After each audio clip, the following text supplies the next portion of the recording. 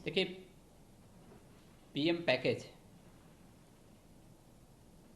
स्वदेशी के माध्यम से स्वावलंबन का मार्ग प्रशस्त करने और एक आत्मनिर्भर भारत बनाने की आदरणीय प्रधानमंत्री जी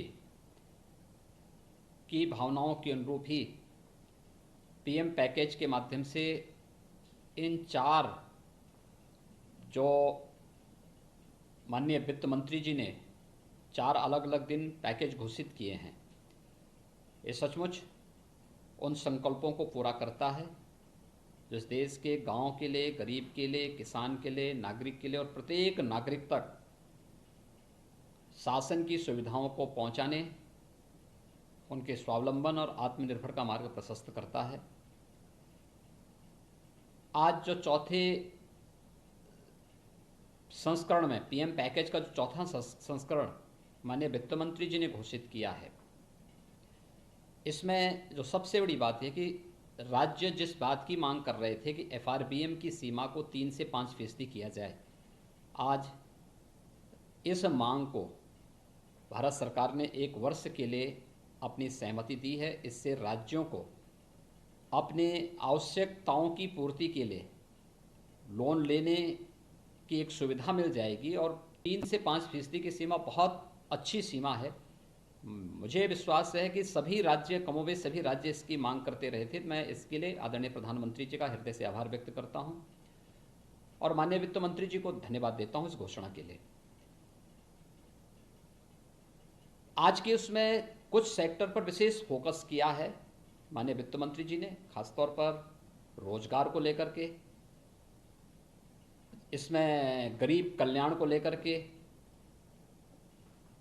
स्वास्थ्य को लेकर के और शिक्षा को लेकर के। अगर हम रोजगार की बात देखेंगे तो बहुत बड़ा कार्य इस पर पहले ही पैकेज के हर एक चरण में देखने को मिला है। एमएसएमई सेक्टर के लिए जो घोषणा पहले दिन हुई थी और जिस प्रकार से पूरे देश के अंदर उसका स्वागत हुआ, ये हमारा बैकबोन है। जैसे लोकल को ग्लोबल बनाने की आदरणीय प्रधानमंत्री जी ने बात कही है, तो ये उसका आधार है। और एमएसएमई सेक्टर को अगर आप देखेंगे तो इसमें जो सबसे बड़ी बात है, इंसॉल्वेंसी के नियमों में ढील दी गई है 1 लाख से 1 करोड़ तक। मेरा अनुमान है कि देश का जो सबसे बड़ा एमएसएमई सेक्टर है वह उत्तर प्रदेश में है, तमिलनाडु में है और देश के अन्य जो राज्यों में है। ये देश की अर्थव्यवस्था की बैकबोन है और इससे बहुत मजबूती मिलेगी और रोजगार सृजन के भी ढेर सारे अवसर इससे प्राप्त होंगे।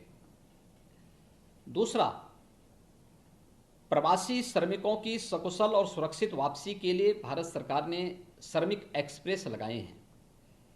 85% रेल मंत्रालय और भारत सरकार इसमें योगदान दे रहा है। सभी राज्य अगर अपने हिस्से का राशि सहयोग में दे देंगे तो निःशुल्क सभी श्रमिकों को उनके घर तक और उनके गृह जनपद तक आसानी से पहुंचाया जा सकता है।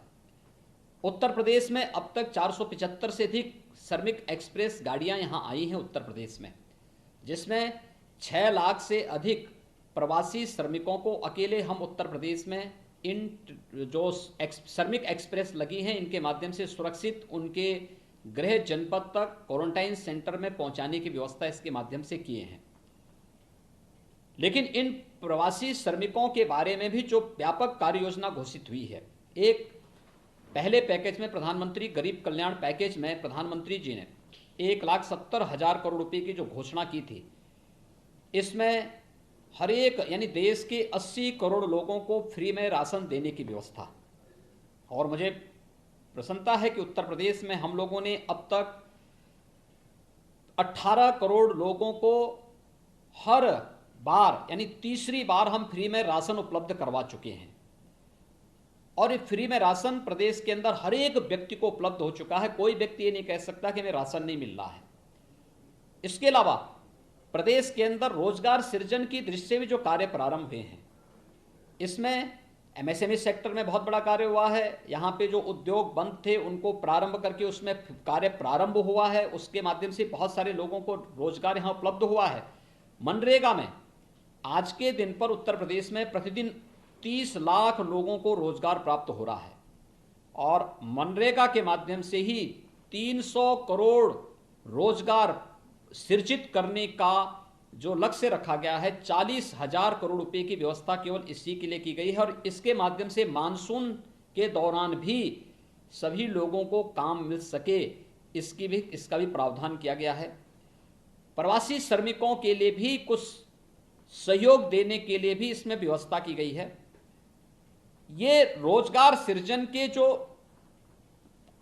पैकेज घोषित हो रहे हैं, ये निश्चित ही हर एक हाथ को काम देने की सामर्थ्य रखते हैं और इस पर बहुत स्वागत योग्य है। मैं इसके लिए आदरणीय प्रधानमंत्री जी का हृदय से आभार व्यक्त करता हूं।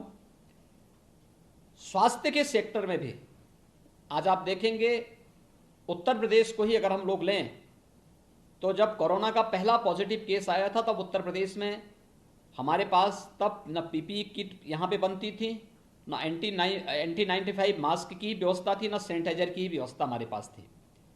हमारे पास तब केवल 50 टेस्टिंग की क्षमता की एक लैब लखनऊ में थी। आज हमारे पास 26 लैबोरेटरी हैं। पर्याप्त मात्रा में भारत सरकार हमें किट उपलब्ध करा रहा है और प्रतिदिन हम लोग इस समय 6000 टेस्ट प्रतिदिन कर रहे हैं। अगले 2-3 दिन के अंदर हम इस क्षमता को बढ़ा करके 10,000 तक करने जा रहे हैं। लगभग अब तक प्रदेश में 2.25 लाख से अधिक टेस्ट हम लोग संपन्न कर चुके हैं और कुशलतापूर्वक न केवल इस क्षमता का विस्तार हम लोगों ने भारत सरकार के सहयोग से किया है, अपितु लेवल 1, लेवल 2, लेवल 3 के कोविड हॉस्पिटल की भी एक लंबी श्रृंखला खड़ी करते हुए हम लोग अब तक 55,000 से अधिक केवल कोरोना पॉजिटिव के केसेज के उपचार के लिए 55,000 से अधिक बेड स्थापित कर चुके हैं और प्रदेश के सभी 75 जनपदों में आज वेंटिलेटर की सुविधा हमारे पास मौजूद है। ये व्यवस्था हम लोगों ने आज के दिन पर प्रदेश के अंदर अपनी व्यवस्थाएं प्रारंभ कर दी हैं। इन कार्यक्रमों को हम बहुत अच्छे ढंग से आगे बढ़ा रहे हैं। आज पीपीई किट उत्पादन की 26 यूनिट अकेले यूपी में स्थापित हो चुकी हैं। ये एमएसएमई सेक्टर को जो योगदान भारत सरकार ने दिया उसका परिणाम है। सैनिटाइजर न केवल उत्तर प्रदेश, आज इस मामले में हमारी फैक्ट्रियां, डिस्टिलरीज इसमें पर्याप्त मात्रा में सैनिटाइजर उपलब्ध करा रही हैं, बल्कि हमने 28 राज्यों को भी सैनिटाइजर यहां से भेजा है और उन 28 राज्यों में पर्याप्त मात्रा में सैनिटाइजर आज के दिन पे उपलब्ध हुआ है। तो स्वाभाविक रूप से यह स्वास्थ्य सेक्टर में भी जो बहुत बड़ा काम हुआ है, ये पहले से भी आदरणीय प्रधानमंत्री जी का एक फोकस सेक्टर रहा है और उसमें उत्तर प्रदेश के अंदर विगत 3 वर्ष के अंदर 29 नए मेडिकल कॉलेजेस बनने प्रारंभ हुए हैं, जिनमें पिछले साल हमने 7 में प्रवेश भी प्रारंभ कर दिया।